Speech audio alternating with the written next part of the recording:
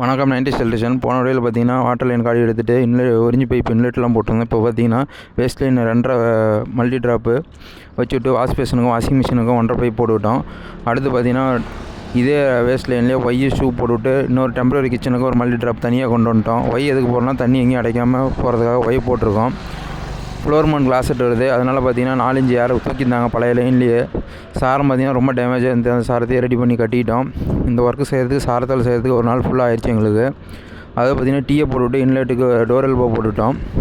Floor mount closet செட்டுக்கு செவத்துலேருந்து 2 அடி சைடு அளவும் பின்னளவு பார்த்தீங்கன்னா 8 இன்ச்சு கேப் போடணும். டைல்ஸ் அளவுலேருந்து நான் 9 இன்ச்சு சென்டர் வர மாதிரி வச்சுருக்கேன். அதாவது பார்த்தீங்கன்னா ஃப்ளோர் மவுண்ட் எந்த கிளாஸ் செட்டாக இருந்தாலும் இது சீட்டிங் பண்ணிக்கலாம். இன்லெட்டுக்கு பார்த்தீங்கன்னா 1.25 பைப்பு கொண்டு வந்திருக்கோம். அதுவும் வால்வு பார்த்தீங்கன்னா ஆல்ரெடி இருந்த வால்வு டேமேஜ் ஆயிடுச்சு.